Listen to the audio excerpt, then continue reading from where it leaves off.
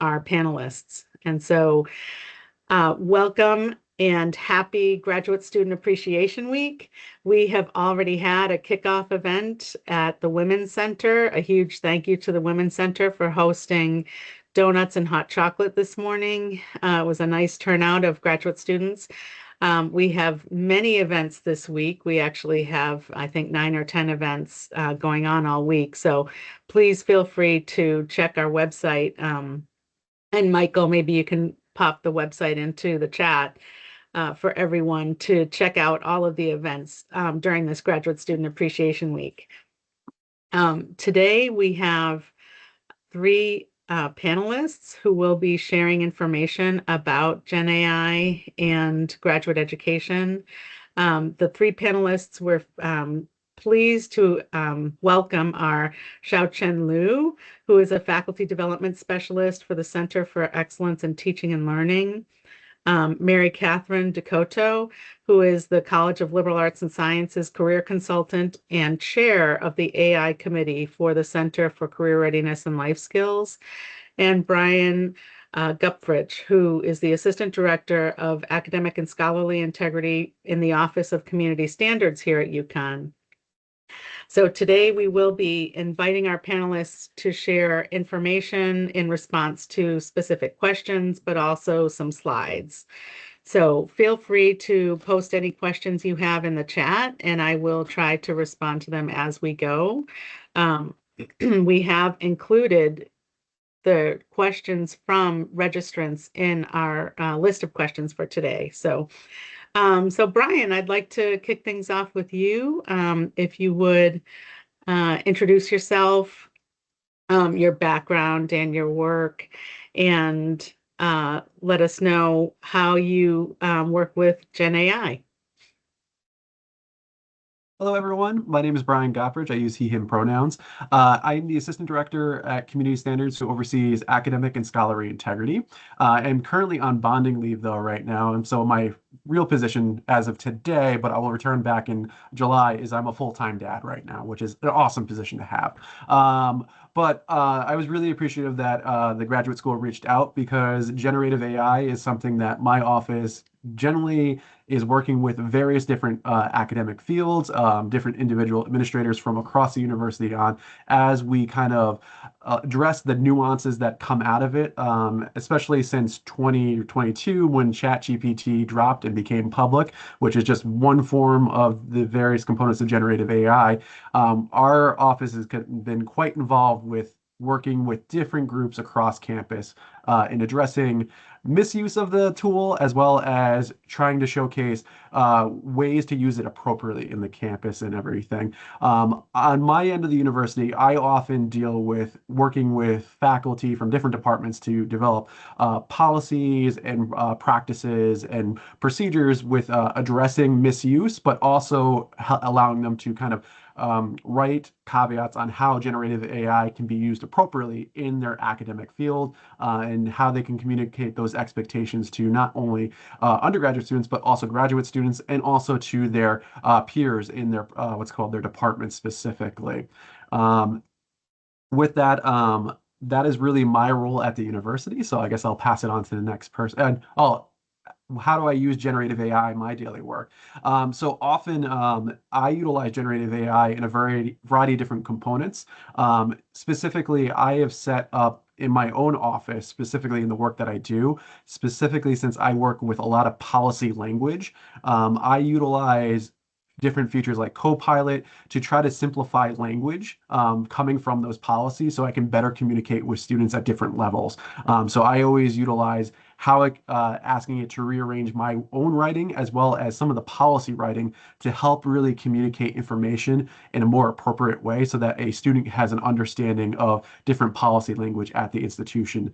And sometimes it's especially effective when we're trying to communicate with international students where their first language is not English. And a lot of times with policy language, depending on the words that are used, they can translate to mean different things in a student's first language. So we try to create ways to simplify it and make sure that they have a proper understanding. And that's just one of the many ways I utilize some of the AI tools currently. Great. And Brian, if we stay with you and talk a little bit about academic integrity and ethics, I wondered if you could share how Gen AI is reshaping our understanding of academic integrity in graduate education at UConn.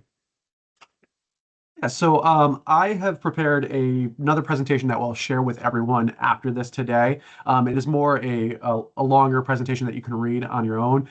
So I'm just going to be speaking to a couple of those slides that I have prepared and everything. And one is with reshaping how we view it. Academic integrity. One of the things that Gen AI complicates is really with authorship, attribution, accuracy, and independent scholarly contribution, especially in the graduate realm. And we see these often as concerns is because the over-reliance on these tools complicates various different ways of students who are publishing work or even just submitting work for course grades and evaluation and everything. So a lot of the shaping kind of conversation around Gen AI in academic integrity is not really AI use itself, but what is the appropriate way to utilize it and how we can utilize it, and how does it really shape honest representation of one's work? How do we fairly evaluate academic work that is influenced by AI tools? And then are we maintaining disciplinary standards for scholarship if we are using AI tools? So we're refocusing and framing the shift of integrity from can you use this to what does responsible use look like? One of the things I tell my colleagues as well as faculty around the university is AI tools are not going away. They're going to be incorporated into work that we do and everything. We need to, especially in the past 4 years, we got to really determine what are the foundation stones of what is appropriate use and how can we share that with our students as well as our academic field itself. And sometimes that's a struggle for faculty as well as graduate students and our undergraduate students, but we're really in those years right now of really what is the foundation of responsible use. And that's really where we're seeing our academic integrity reshape. And a lot of times, yes, we're going to be still addressing the misuses of generative AI in our academic integrity policy, but we're trying to reshape that conversation that we're currently going for. So that's interesting. If it is in the sense now in terms of the our new understanding of academic integrity, and the question is not whether we can use it at all, but how it is used in authorship decisions and otherwise. Can you tell us where does UConn draw the line then between acceptable AI assistance and academic misconduct? Yeah, I think we draw the line based on our policy. So in the chat, I'm going to just showcase our academic scholarly professional integrity and misconduct policy. And really, there are four types of violations that we speak to at the university. And you'll notice those violations don't actually mention the word AI within them, but some of the behaviors that may occur may be used with a AI tool. So when we look at this, there is within the policy, you'll see that there is cheating, plagiarizing, misrepresentation, and non-compliance.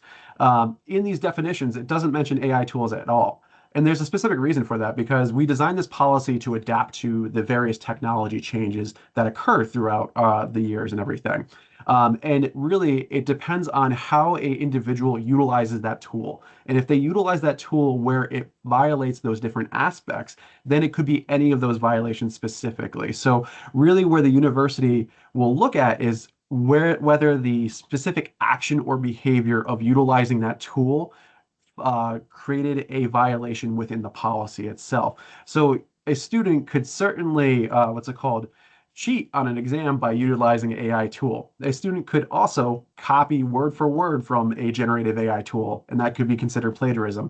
A student could also create falsified data utilizing an AI tool, and that would be counted as misrepresentation. Or a student could violate their own professional standards, which would relate, or like lab protocols, which could go into a violation of non-compliance. So there are very different aspects depending on what behavior or action is used with that generative AI tool. And sometimes my office does receive reports of a AI tool being utilized, but it depends really on what is the structure of specifically maybe a course that the student's taking or maybe the program that they're in. We really evaluate, determine did the use of that tool actually violate any of the policy or the expectations or standards within that program specifically itself. We also indicate that there are appropriate and acceptable uses of AI tools. So a lot of times we encourage students, and there's other partners on our campus that say, if you are needing assistance in brainstorming ideas, you can utilize AI tools to work with you to kind of create a better idea that you're maybe formulating in your mind. You can ask it to edit and clarify some of the information. I often, in my own papers and work that I do at campus, I will have generative AI take the rubric of, say, a course or anything, and then seeing if I touch all points on the actual rubric for that paper and everything. So there are various appropriate ways to utilize it, but the most important part of that is making sure it's your own authentic work, that the AI tool is not changing what you actually contributed to that work and everything. So it sounds like there are some specific parameters. You mentioned brainstorming, you mentioned editing and clarifying. And I wonder what responsibilities do graduate students have in using Gen AI transparently in their work?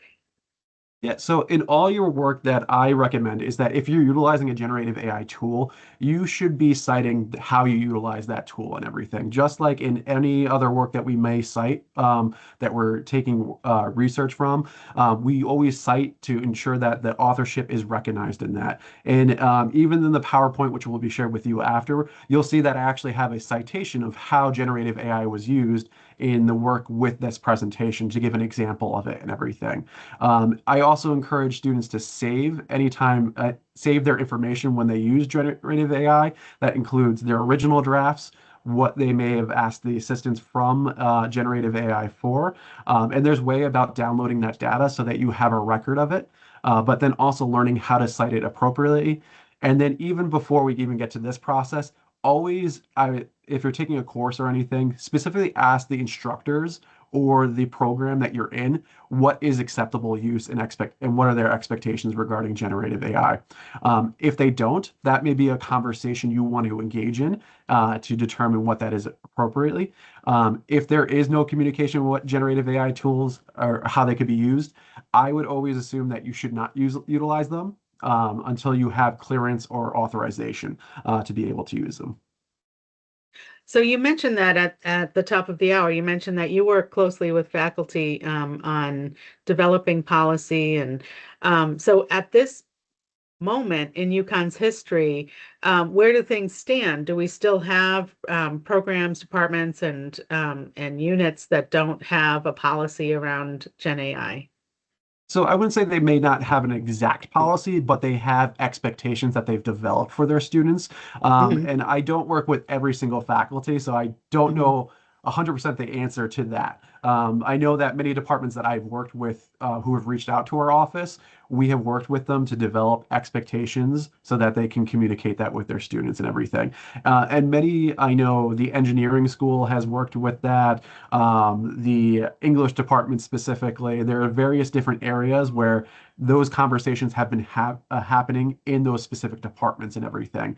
And typically, that may be department guidance that they provide the instructors who teach in those fields. And Hmm. then the instructors will also often typically create a what's called put those expectations in their course syllabus or provide some information to their students. And that's really we're in the transition phase of that since generative AI tools have kind of appeared at universities and everything. We also have to consider the fact that not all of our faculty that teach courses here are always full-time faculty. So a lot of times we have adjunct faculty who are coming in from different experiences who may not be aware of to incorporate those expectations. So sometimes that is something where, as a student, if you're not seeing any expectations, always engage in that conversation with your instructor or even in research aspects. If you're in the lab or anything, whoever's coordinating the research, ask what their expectations are to make sure that you are appropriately following those. Okay, so so it sounds like the responsibility still will fall to the graduate students in terms of identifying those expectations, although they can certainly start from the point of the policy that you posted in the chat. I'm sorry, my son was crying in the background. Can you repeat that one more Oh, time? no, not at all, not at all. And thank you for being with us today. And let me know if you just need to step away. But it sounds like the graduate students then have the responsibility to maybe use the policy that you posted in the chat as a starting point, and then go into their discussions with their faculty advisors about expectations. Yeah, so again, the university policy is always the starting point, and then the specific kind of expectations for a academic field or program will always be with the faculty who lead that program or the instructor who leads that course and everything. So it's always good to check with that instructor specifically to understand their specific instructions regarding that specifically. Okay, thank you. There's a great question in the chat from a different Mary Catherine, actually. Is it appropriate to ask teachers who have not discussed AI expectations in their course material in front of the rest of the class, or is discussing AI policy more of a one-on-one question that you should discuss with your faculty? So it's I think based on your comfort if you're comfortable with asking that question, I would always say yes, you have the right to ask that question in front of the entire course. It's nothing that should throw off a faculty member at this point. And if they have not considered it, a faculty member said, well, I'll have to review that and inform you of what that expectation is at a later time and everything. Um, and if they don't have one generated, probably that means that you shouldn't be utilizing generative AI until they create those expectations for you and everything. If you feel more comfortable with a one-on-one question, that's certainly something you can reach out, whether it's during the faculty's office hours or after class where you just want to touch base and ask about the appropriateness and everything. Great. How would you say programs can create clear, consistent expectations without stifling innovation? So I would say that it is really based on their academic field. Mhm. The humanities will be very different than the STEM field, obviously. So the faculty will have, I think, the expertise to indicate when it's appropriate. And since you're all graduate students, you're going to have a little bit different expectations than our undergraduate students. With our undergraduate student population, a lot of the teaching that is going on in there is foundational knowledge base where you are now at a level where you have that foundational knowledge now, and those expectations can be changed a little bit where you may not have to what's called be tested on your own knowledge of what you learned in an undergraduate field and everything. So with I think the specific what's called the innovation in a program that will be specifically developed to what that field of study is looking into. I've seen with the computer science programs. It varies. If you're in a computer science program where you're specifically learning about coding, a lot of those faculty will not say that generative AI is appropriate because you're trying to learn the foundational aspects of coding. But once you get to a higher level courses or in a graduate area, you may not need to go back to the basics and everything, and you could just have a simple lookup and utilize a generative AI tool to assist you in your work that you're doing currently and everything. So it really depends, I think, what your specific degree is going to be in, what profession you're going into, what your professional expectations are. So even after college or after university, you're going to have specific sets of expectations in your field. So for example, our law field has very critical expectations that generative AI is not utilized to write briefs for court. And a lot of lawyers right now are currently getting into a lot of trouble because they're relying on generative AI tools to write these briefs, and they're producing fake cases and a variety of different things. So I think how it plays a role into innovation is based really on that academic program. And I see in a lot of different in the STEM field that it's going to be a very different than what it is in the humanities field and everything.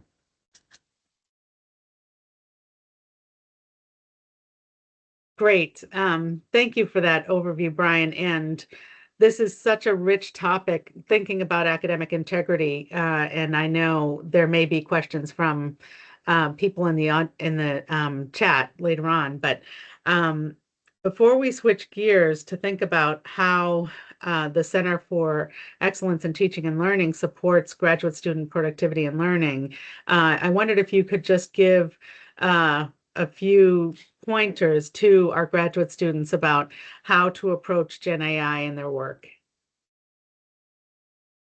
Yeah, so I think one is if you're unsure of what your expectation is in your program, your field of study, take the time to ask and to gain that clarity. And if that clarity has not been established by your program, I would try to engage in a conversation with those faculty in that department.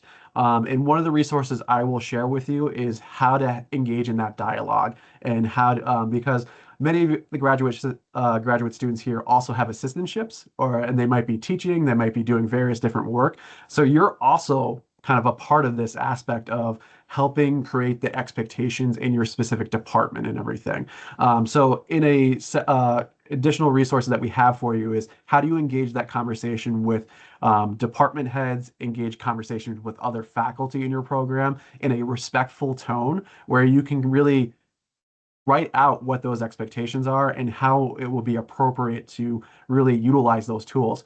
And sometimes you will all be more experts on how to utilize generative AI tools than some of the faculty because it's a scary thing for some of our faculty members because it's changing how we really do some of our work, and it's changed my work really overnight. I mean, but it's kind of a starting place for you to ask what those expectations are. I kind of got off topic. Millie, can you remind me what the question was again one more time? No, that was really perfect. I was just asking for tips for the graduate students going forward.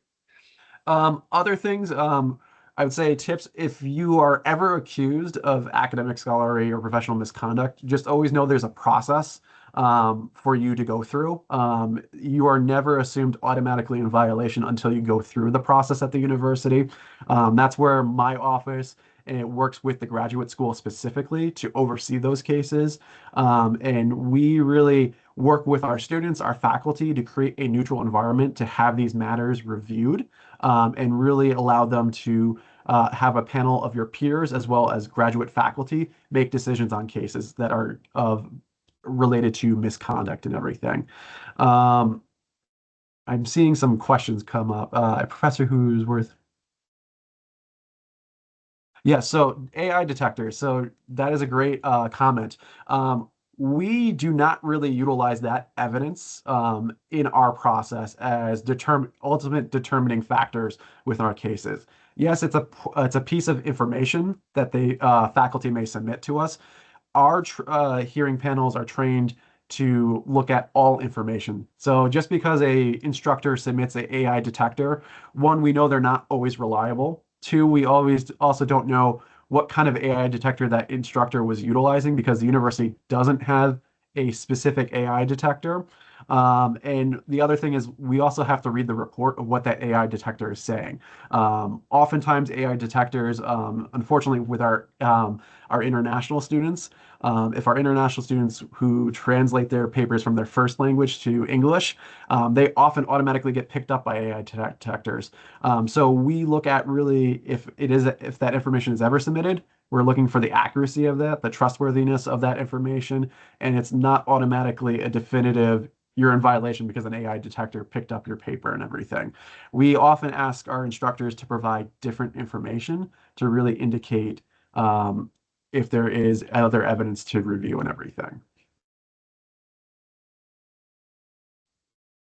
Can you give us an example, just briefly, of an AI detector? I mean, there's so many out there. There's not really one university. Like one thing is the university doesn't recommend any AI detectors at all. Okay. What we do is we recommend our instructors to look at the actual content of the written assignment that is being provided. We also ask them to provide the opportunity for the student to provide previous drafts. All students at the university are fortunate to have access to Microsoft Word, so they can oftentimes get timelines from their work and everything. They can get timestamps of when they completed work. So if you actually just go ask them, if you go into the data or properties of your Microsoft Word document, you can indicate all that information right there. So a lot of times we inform our instructors to ask for that information because that will be a telling sign if a student worked on their paper over a period of time. Yeah, so Turnitin is a company. They've made a lot of claims. They're not always reliable, and it's depending on the actual memberships you have with CopyLeaks, QuickBot. Um, Hmm. with the free version, they often are completely unreliable. The paid versions, you actually have to look into what the data is telling you from the AI detector report, and if you do not know how to actually read those reports, then you can confuse a lot of that information and make unsubstantiated claims towards an individual. Okay. Ruth, thank you so much for the questions and for your comment. I was thinking we will have to have you back as a panelist in the future. Yeah, So thank you so much, Brian, for all of that rich information. And thanks also for your willingness to share your slides. I think there's so much good information in what you're sharing, and for everyone to review what you've shared today will be really critical. So just to let everyone know, I will send out all of the slides of our speakers after today's session. So thanks again, Brian. yeah, no problem. Okay. Next, I'd like to shift gears, as I mentioned, to think about how to support graduate student productivity and learning. And Xiaochen, I wondered if you could introduce yourself and your background and your work and tell us a little bit about um, AI. Yeah, thank you so much. I'm Xiaochen. I'm a faculty development specialist at CETO, and I got my PhD in educational psychology in UConn in 2020. So 2020 is a tricky year. Like we noticed very extreme change on learning and teaching. So since 2020, we had pandemic hit our learning and teaching system. Like we switched from in-person to online hybrid, all different tools like WebEx and Zoom. So we have to get used to those new technology. And then all of a sudden, AI hit us. So in the past 5 to 6 years, we had to get used to all these different technologies. So working in CETO, we got a lot of requests from faculties and also grad students. Like, so we have to learn new technology. How can we, learn the technology at the same times learn how students' learning change. And we do receive a lot of requests recently from faculties about like how to communicate with students about using AI because we kind of have the expectation of every student using AI nowadays. But for faculty, it's a different story, right? So there's a gap of understanding what is AI and what is the new technology that help us or in a different way. So in ethical use of AI in the classroom.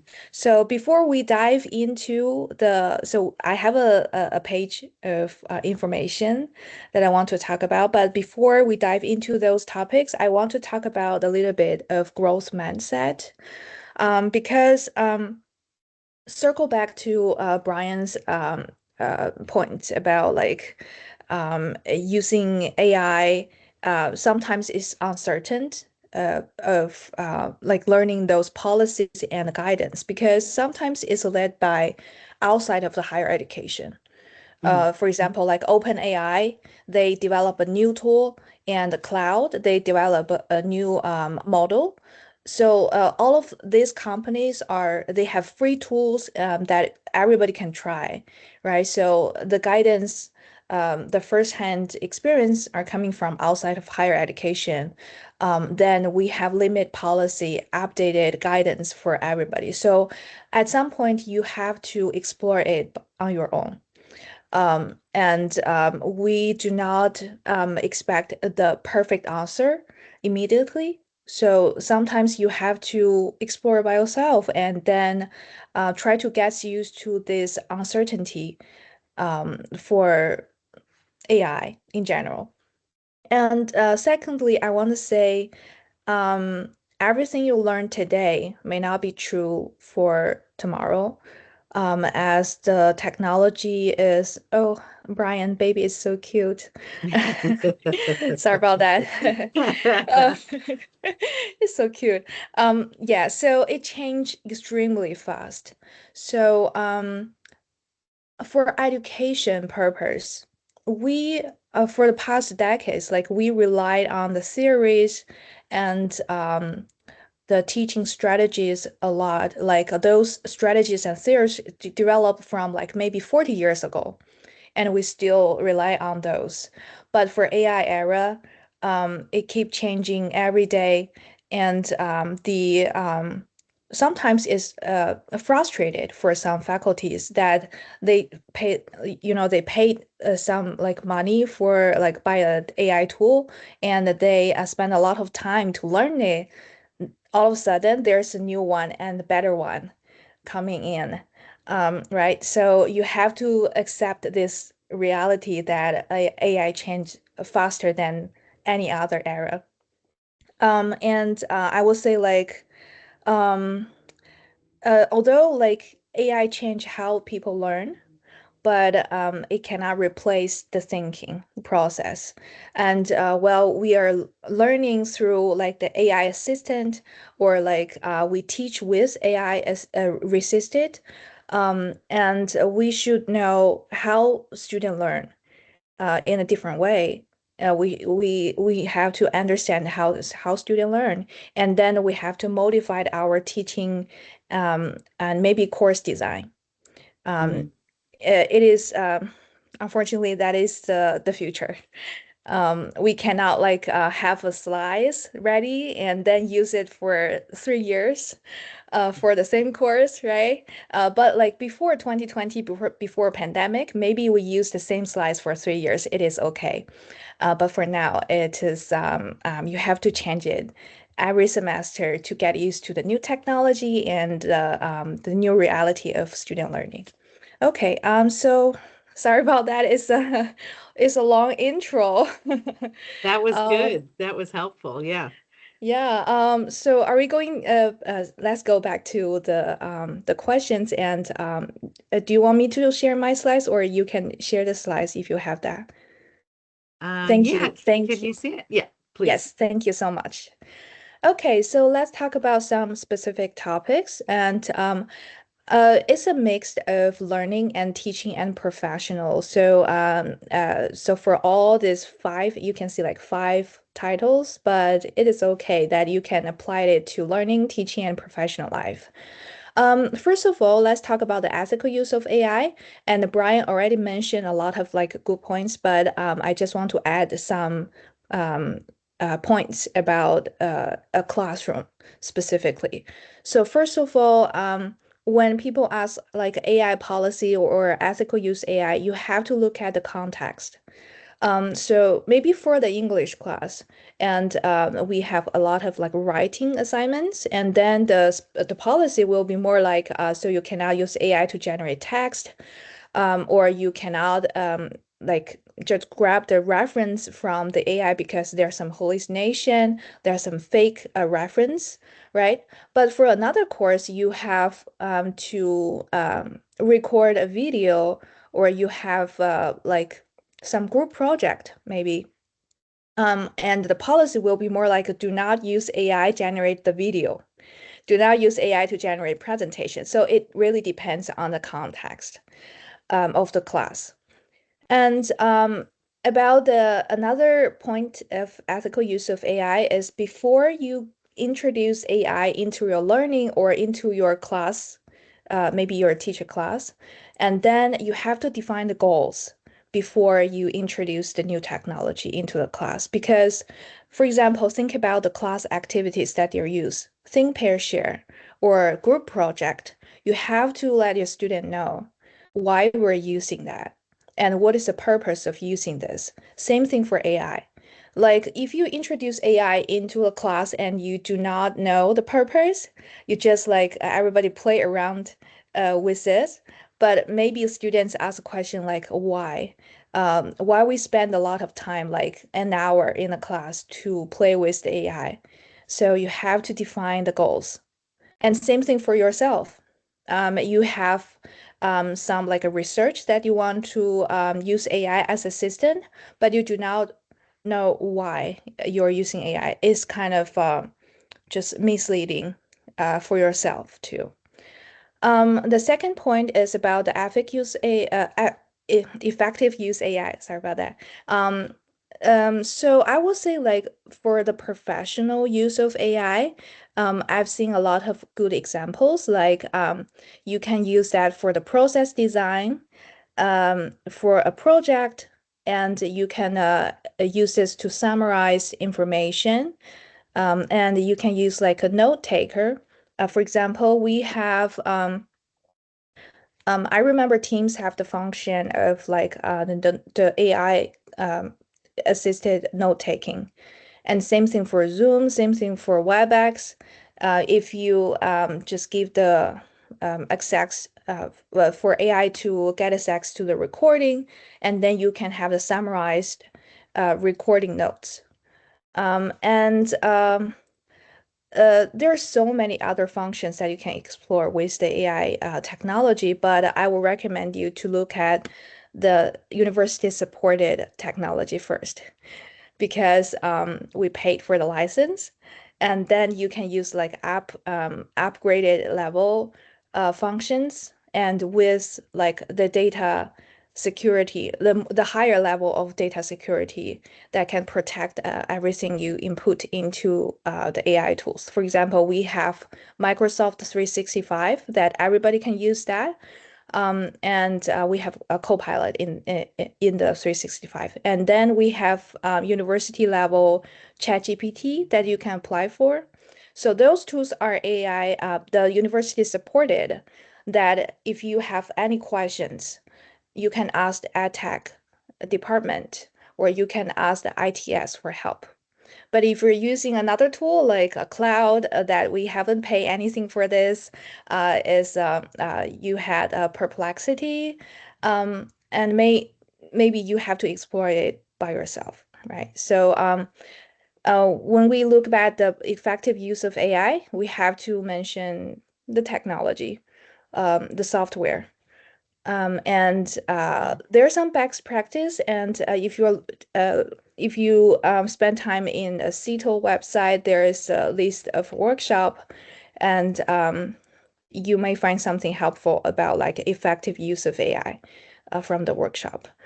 And so about the language assistant, and Brian already mentioned that also. So if you are using English as a second language, you can do some translate work, or you can use a live captioning. And Teams have another function, like you can translate the live captioning into another language. I remember there's over like 40-ish language that you can choose. I've tested before, and it can capture the English accent, and also you can capture different language the slangs, which is crazy, right? But you have to test it out by yourself. Sometimes there are some mistakes, and you translate it, but it's a wrong word. So you have to try it by yourself. And I will say like when I taught the FYE course last semester, I asked my students like I have an email assignment for you, but before you send me the final version, please try use AI to generate it an email and send it to me. Then I got something for so the assignment itself is write an email to your academic advisor and ask something about your academic plan, right? And then I got an email from a student. It sounds like the HR asking the interviewee to submit the document to a platform. Then I asked my student, like, how do you feel about sending out this email? He said, it looks very professional. It's way better than me write an email to the academic advisor. I was like, okay. So sometimes students do not have the ability to double check the tones of the language and also the accuracy of the information. That is kind of a communication that I want to bring to my course, and then we discuss this issue with students, and they're just laugh at each other because it's just a practice before we submit the final version. So everybody's like, it's not graded. Let's play with it. So when we talk about a language assistant, we have to communicate with students like there should be a double check process for everything you input into your coursework. And although it's very helpful, I will highly recommend to my international students and also second language English user to use AI assistant, and they learn from it also. Okay, so um, okay, so I thought there is a comment or a question in the chat room, but it's not. Okay, so let's move on. About the skills to critique AI generated output, the first very useful tips is verify the source. For example, if AI give you the reference, just ask AI, use a prompt like, please give me the source, please give me the data where you get those articles, right? And go back to the original ones and check if that is the journal article, if that is for uh, the practical use, and check the date, like maybe it's an outdated article. And then using this way, you learn from it, right? So how to get the resources from journals, from the website, and maybe from like Twitter. Sometimes like Twitter information is also useful, and AI can capture it. And yourself, maybe it is really hard to get all the Twitters because it's so many, right? So and verify the accuracy and the logic. And sometimes if you cannot do that because you are not the expert on that, ask people, like ask someone to help you verify the information. Not just like yourself, you trust the only one answer from AI. Sometimes it's dangerous, actually. And we have to understand AI have like bias and hallucination. If you check like maybe ChatGPT use a lot of like English English language as the data. They grab those from like maybe Quora and some other website from Western journals and the articles that written in English. But on the other hand, let me just give you an example like DeepSeek, which is the Chinese version of AI. They use like Chinese as a language base.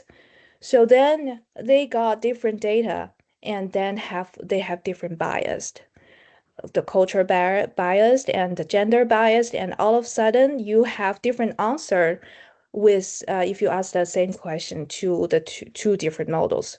So you have to understand like the hallucination will keep existed because like they use human data and they train with uh, human data.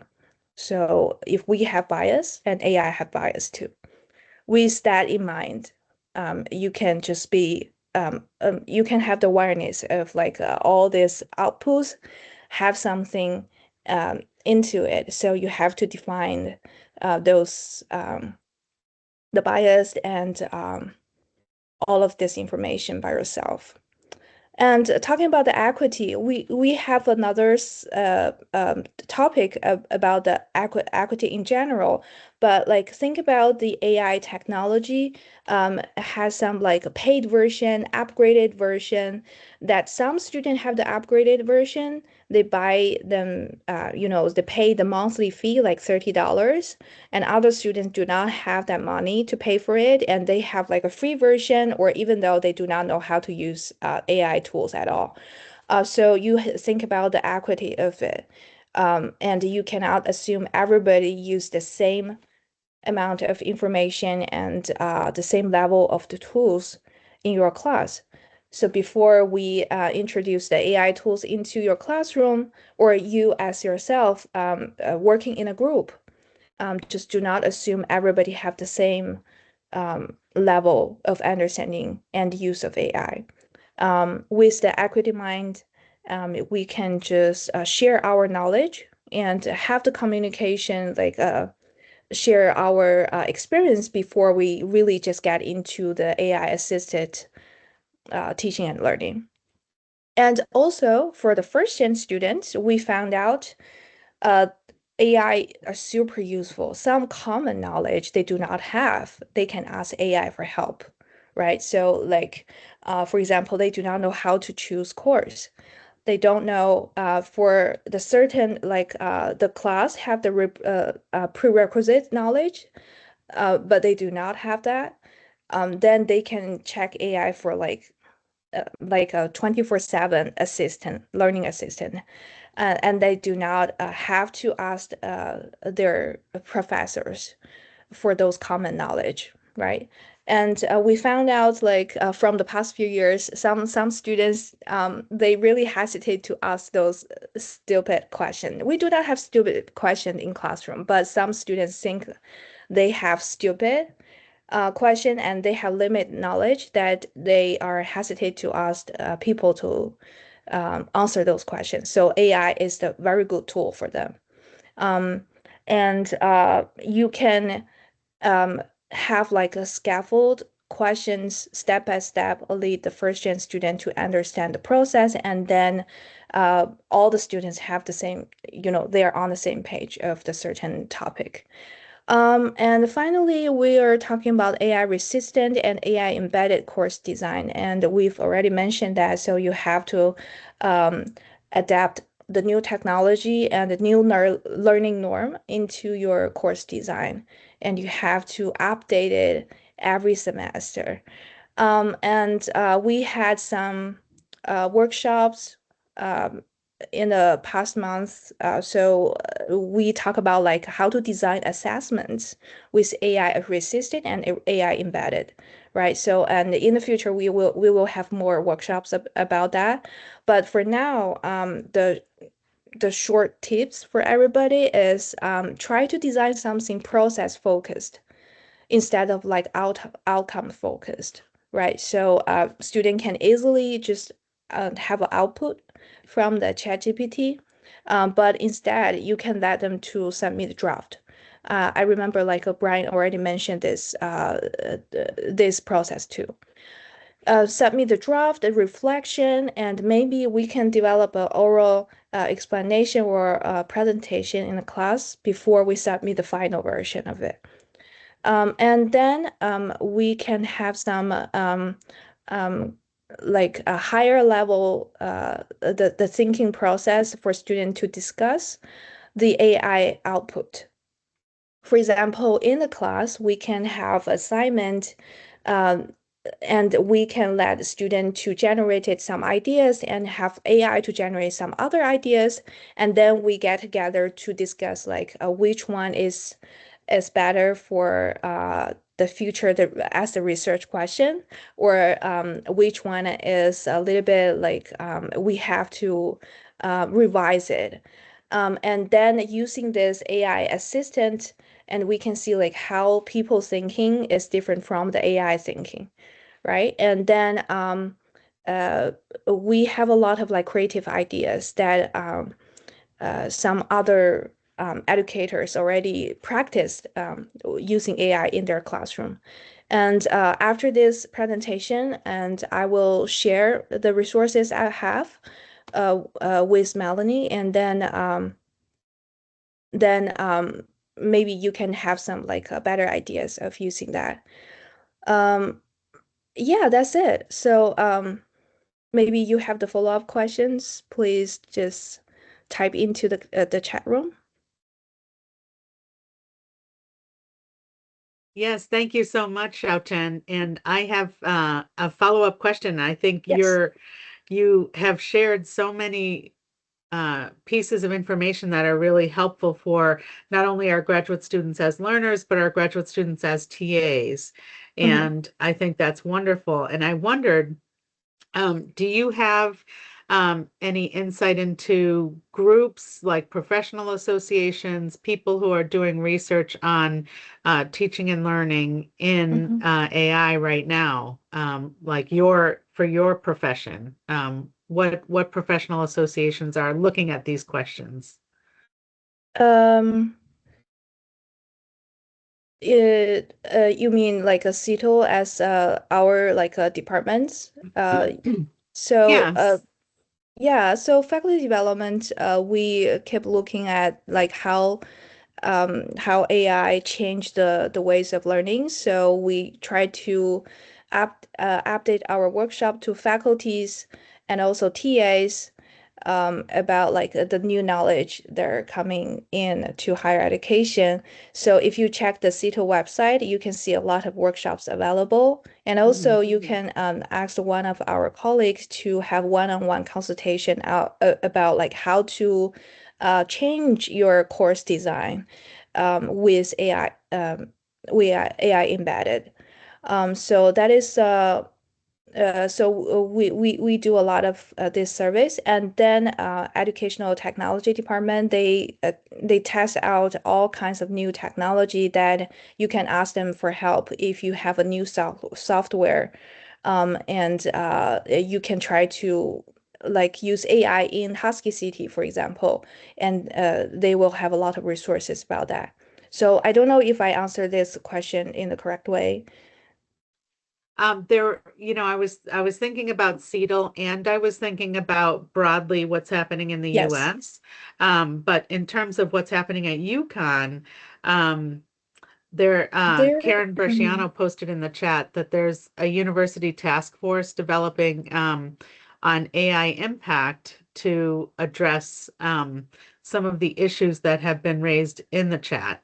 Mhm. So that's really important to know. There's a Yeah. Husky CT course, AI Literacy Basics, that's free.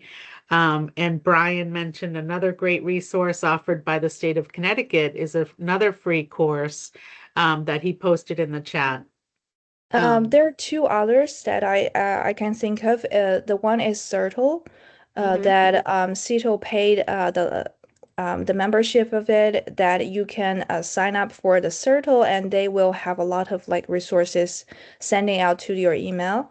And also there is another one called NCFDD, and it's another resources that all faculties and maybe teaching assistant can apply for.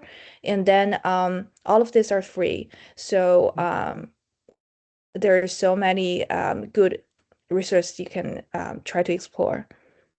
Yeah, and as we move into Mary Catherine's comments, maybe Xiaochen, you can post those in the chat, like CERTL Yes, and C and FDD. CFD, yes. Yep, Yeah, thank you. Thank you no so much for problem. your comments. Any other questions?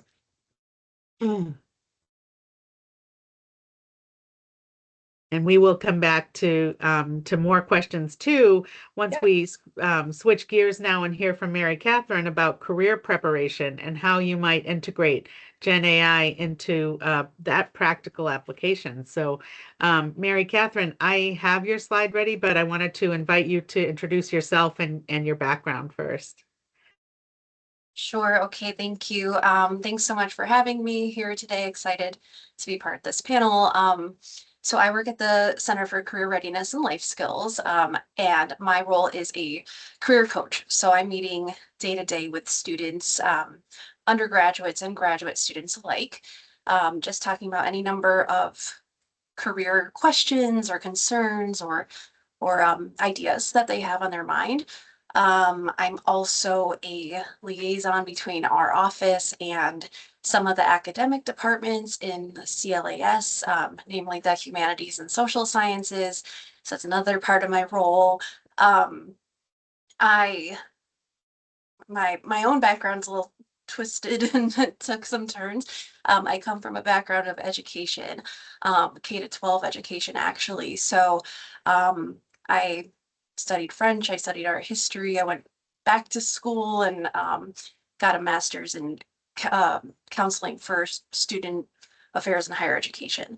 And then how I got involved in the AI sphere was it's a couple of years ago now that an opportunity came up for a AI boot camp that was sponsored by one of our professional associations. So I went through that, wrote a little blog post about it. That's really all our office had done to that point. And from there, we've developed a lot of initiatives and programs and educational content through the AI committee, which I chair. So that's a few of the members of our staff in career coaching and programming and corporate partner relations. We work together to try to explore AI and how it integrates with our work and how we can inform students about its role in their career readiness. That sounds like a lot of work and a lot of interesting discussions. So glad that you were there on the forefront, and it sounds like, yeah, you're doing a lot of good work. And here is Mary Catherine's slide. Thank you. That's great. And so that has a QR code where you can go to our website and see some of what we've developed around this topic. So yeah, it has been, certainly has been interesting. It's been challenging to do this work, but we've learned a lot. So, Mary Catherine, how would you answer that question? How do I use AI for my career success? It's a great question. So there's many ways you can use it. So we kind of narrow it down to exploring, exploring your options, your skills, etc. And also you can use it in applying for opportunities. So I can dive into those a little bit more. In terms of exploration, generative AI really can be a nice tool in brainstorming some ideas about what professions or industries might align with someone's interests and background and skills. I find it can be especially helpful in a coaching appointment. Definitely, we've used it for someone, for example, someone who is pursuing a doctorate, plan to work in academia, but now wants to explore roles in industry instead, but doesn't really know even where to take that. So just kind of providing it information about yourself to see what options are out there for you. And that's where, effective prompting is definitely key. So that's another resource that we've worked to develop is how students can master the art of prompt engineering for career related questions that they want to use an AI tool for. It can be useful as well when you want to kind of generate some job titles, identify potential employers. It can help you expand your vocabulary for your job search, which is very helpful. It's also useful in helping you articulate your skills and identify any gaps that you have in your skills. So for instance, you could kind of provide an AI tool with some description of your lab work, your research, your projects, anything that you've worked on, kind of ask it to help you infer the competencies you've developed and then compare those skills to current job postings in your target sector, as well as any areas for improvement. It's a nice tool as well for surfacing emerging industry trends. So, in that exploration process and just kind of trying to investigate what someone's career options are, it can be very helpful. In terms of applying and preparing for the next step in someone's career, you could use generative AI to help you develop an action plan for your career, break down abstract goals you may have into concrete and manageable steps. It can help you create a tracker for your job applications. It can help you organize information. Say you're looking into fellowship opportunities. It could generate a matrix of these opportunities with the eligibility requirements, deadlines, required materials, etc. Of course, all of that information should be double checked against the original sources. Resume, cover letter, any other, I would say documents that you're using in an application definitely can be refined and enhanced with an AI tool. As others have already said, you want to start with your own words for sure.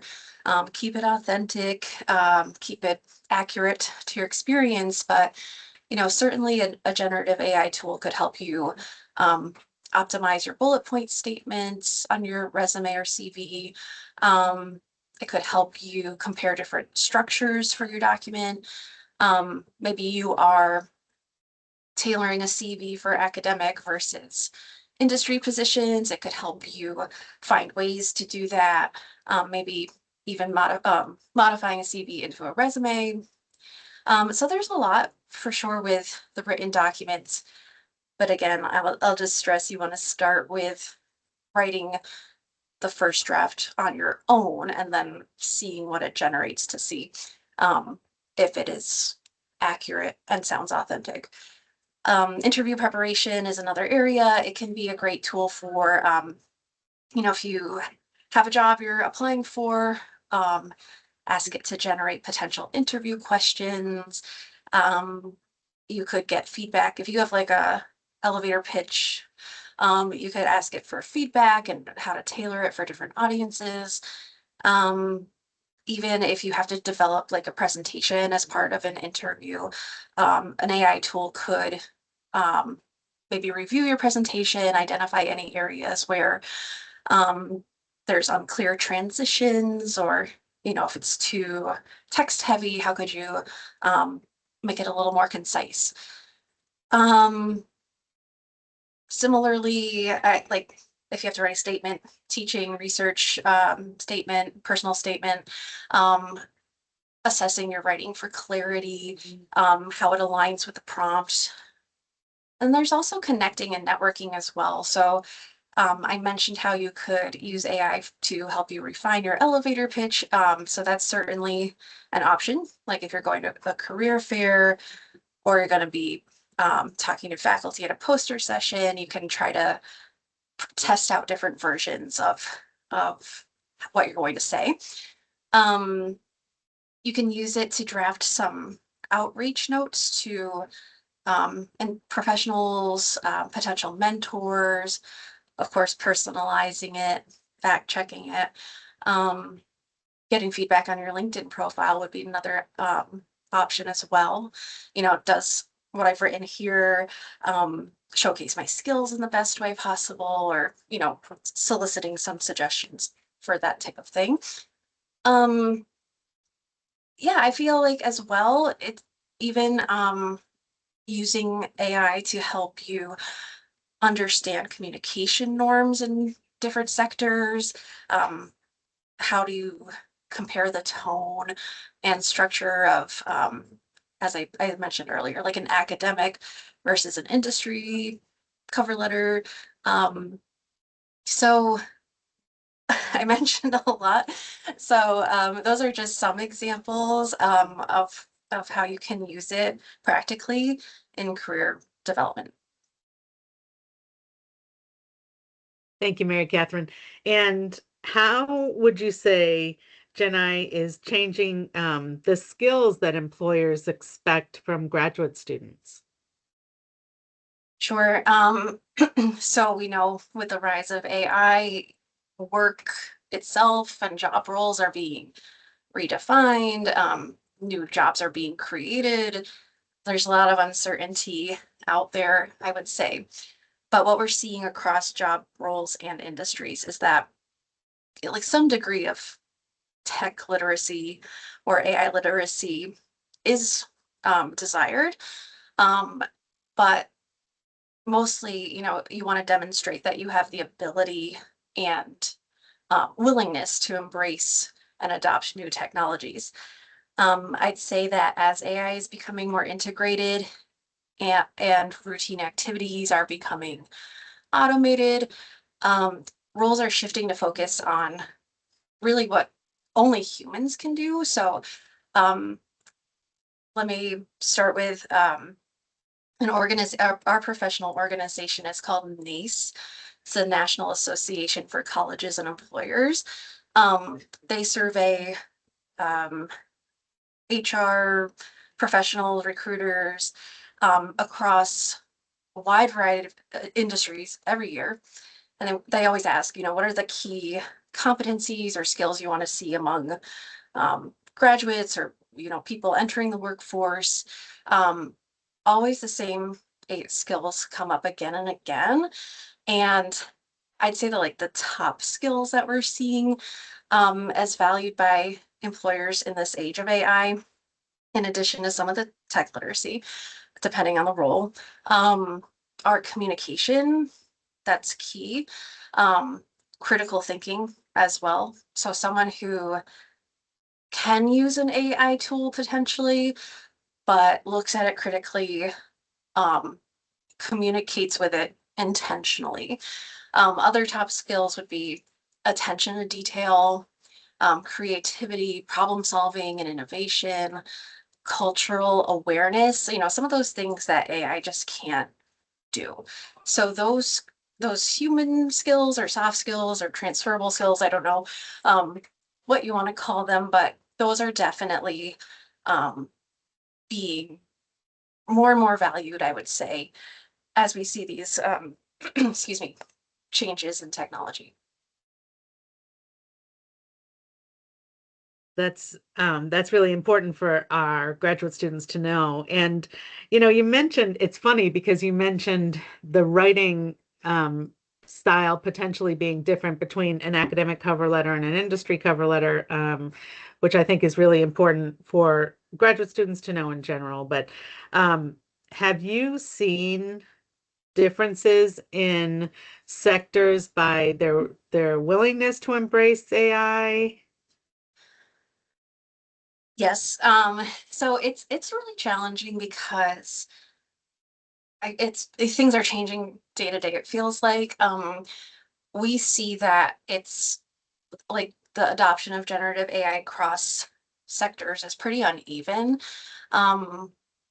As I said for the last question, there's an increased need for tech and like data literate professionals in all sectors. I would say among employers, there is a growing emphasis on AI literacy overall, even for non-technical roles. That would include the importance of having prompting skills to effectively interact with AI tools.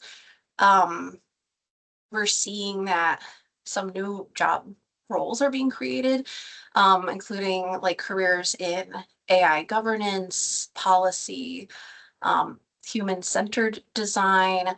We're also noticing more value placed on interdisciplinary knowledge. So someone who has maybe a psychology background with some AI skills is offers a lot and has more of a holistic skill set, I would say, or someone with a background in education who also has some AI literacy. That's important for employers. We hear from alumni as well and from our employer partners. There's definitely different expectations for AI usage in job tasks. Anecdotally, I can say like we've had an alumni panel event recently, and some of those panelists said that they are not just encouraged, but expected to use generative AI every day.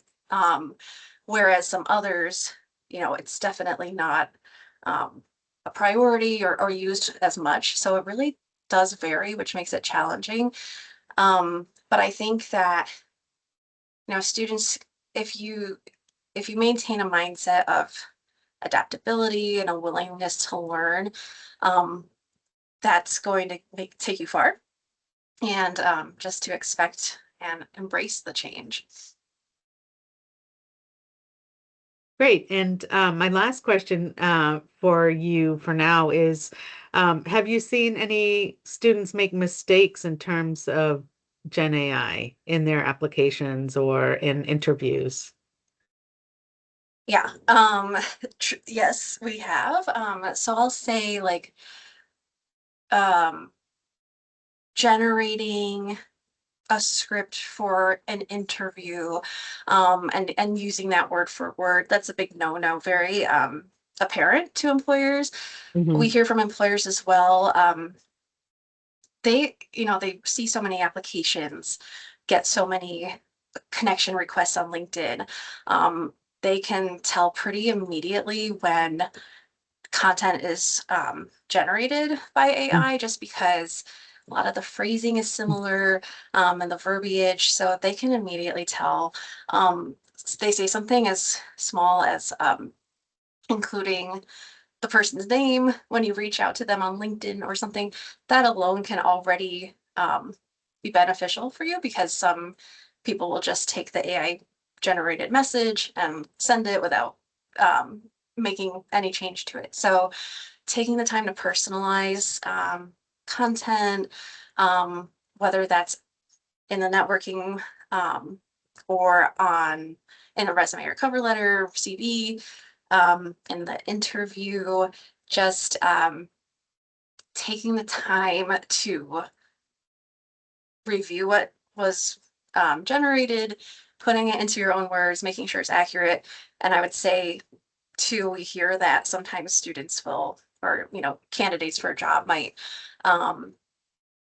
have some AI generated content on their resume, and then they're asked about it in an interview and they really can't speak to it. So just making sure that you feel confident and comfortable in everything that you put into your application would be essential. Great. Thank you so much, Mary Catherine, for your presentation. You're welcome. I appreciate it. Now I wanted to just ask each of you in your own fields, how do you think Gen AI might reshape the future of graduate education in the next, I was going to ask 5 to 10 years, but I'm going to ask just in the next few years. So, Brian, in terms of academic integrity, where do you think we're headed in the next couple of years? I mean, I'm hoping for more consistency across our academic faculty with developing expectations and not being fearful of AI tools and kind of embracing them appropriately in their academic fields. I think there's such a fear right now overall with faculty about how to go forth and teach their subjects, especially on the undergraduate level, and I'm imagining a little bit on the graduate level as well. And then also seeing it really kind of ways of making sure that we're being transparent with the use of AI tools. And right now, the university has an AI governance board right now, and they're developing what those expectations are as well. So hopefully that will seep into our kind of research purposes and aspects like that. Because I think if we move forward with incorporating AI tools, especially in research, we need to be transparent about it to ensure that we are accurately indicating when we have utilized it, how we have utilized it specifically, and making sure that we're being safe with it. There's a lot of various different information within research that should not just simply be plugged into an AI tool, whether that's personal information or information from studies. We need to be very careful with how we utilize it. And I think in these conversations across our academic fields with our faculty, they're going to be establishing that, as well as this AI governance board. So hopefully we'll have more consistency across that, and that can seep in. Yeah, I know I've talked with anecdotally several people who are now turning to AI for medical advice, for example. And yeah, it can be dangerous in different contexts, right? So Yeah, and I think we all need to have I think what's important to know is that our education is going to be very important because we're coming from an expertise and with those critical thinking and creativity skills, utilizing a tool, that's going to be an important factor of the use of AI tools. If you don't have those skills already developed or you're able to utilize those, you're not going to be able to incorporate the best outputs that AI tools can do. If you don't have those skills, you'll often get incorrect information because you're utilizing different resources. I've seen many times when if I'm not careful and I'm utilizing an AI tool and I'm trying to have it do something, it will produce a wrong output based on the prompts that I enter into it or the information that I'm utilizing to work on something or a project or anything like that. right. And Brian, I'm not sure if you saw this question in the chat, but should graduate students be concerned about using AI for security, intellectual property reasons in the world of research? So whenever you utilize an AI tool, I would always, I know this is not something that everyone enjoys, read the contract with whatever AI tool you have. If you're using a free version, that free version will most likely own the rights to whatever information you put into that AI tool. If it is a contracted version, like what the university has, there is a specific contracted version. There's specific stipulations of what that company can use that data that is entered into it. So I would always be careful of what intellectual property you're putting into it. I've heard stories from Wall Street where there have been individuals who would put in information into a free version of ChatGPT or another tool, and that information is all of a sudden became public because they entered it into a free version. So be careful with, I think, reading what those actual expectations or not the contract terms for a AI tool service and everything is, just to make sure that you are utilizing it and that your information is safe and that it's not going to be utilized for other purposes. So Mary Catherine has a follow-up question. If we use Copilot with our university account, the intellectual property is secure, question mark? I believe so. I think that's a better question for ITS or Informational Technical Technology Services to answer. They are more familiar with the contract. I believe, from my understanding, is that any information within university Copilot or anything like that remains within the university community itself. It's a contracted with Microsoft. Again, ITS is going to be better to go into the more specific aspects of that, so they'll be aware of what that contract entails and everything. Thank you, Brian. Xiaochen, where do you think we're headed in terms of integrating GenAI into future classrooms? Yeah, so I think about this question actually for the past few years. Like sometimes, like before AI, we had like Smartboard and we had some like Husky CT. And for some instructors, they do not use that, and it's okay. But what about AI? Like, are we going to ignore it completely for some of the classroom? And is it okay to ignore the whole thing? But I do not believe that is the story. Like AI is different. thinking about the conversation, like you just like communicate with AI back and forth, like this is your classmate and this is your instructor or this is your personal AI assistant. So we would consider AI as the cell phone instead of a physical location like computer. So it's different. So I would recommend everybody to think of like embedded AI tools in your course design or in your personal learning.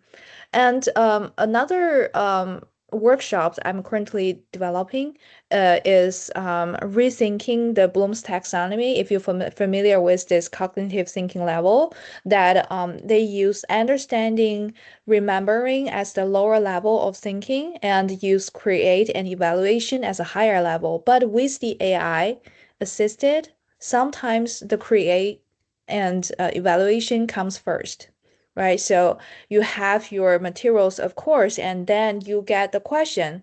You ask AI for the question, and AI creates something for you. So it's like a communication starting from the higher level of thinking, and then you just get deep into the knowledge like is there something I should analyze by myself? Is there something useful for me to understand and remember?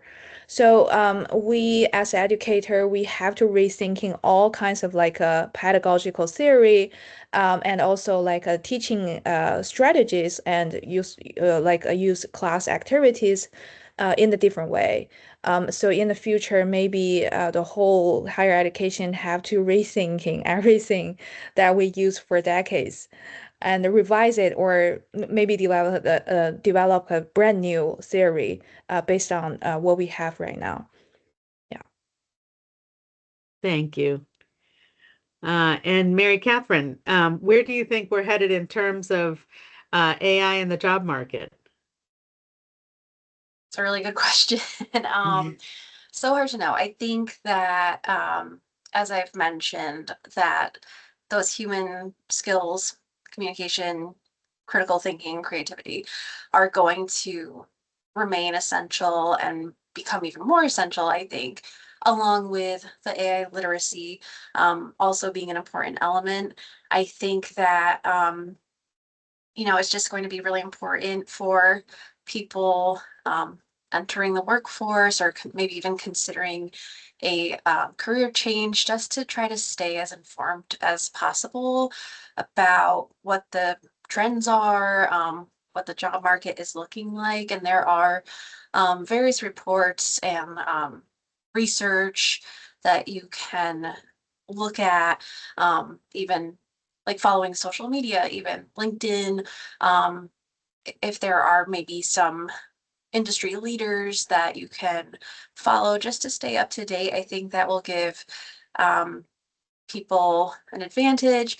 Um, I think there's a risk of maybe becoming over reliant on AI for doing the hard parts of the critical thinking, and so um, losing the ability to think independently would be a risk as well. So I think if people focus on diversifying their skill set, learning about AI, using it effectively and responsibly, but also putting a focus on developing those transferable skills and learning wise as well, just trying to develop some knowledge or expertise in different areas. So you have more of that interdisciplinary background that's going to help set you up for success. And as I said at the start, there is so much uncertainty out there in terms of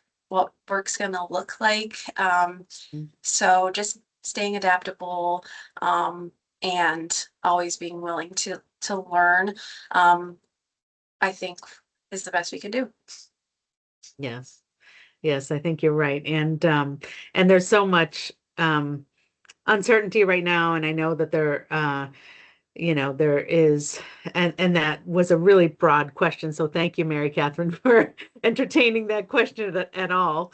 But there's so much in the landscape right now, and so much is shifting, and I think all three of you have really contributed to better to our understanding of what's going on at UConn, what's going on locally, nationally, what's going on in the job market, and I'm really grateful for everything that you've shared today. So, as I mentioned at the beginning of the program, I will be sharing everyone's slides with you, including Brian's, which includes lots of what he's outlined. So, I wanted to open it up just quickly to see whether there are any other questions. I know the chat has been super active, so thank you. Let's see. Thanks to all of you who have been sharing tips and clarifying answers in the chat.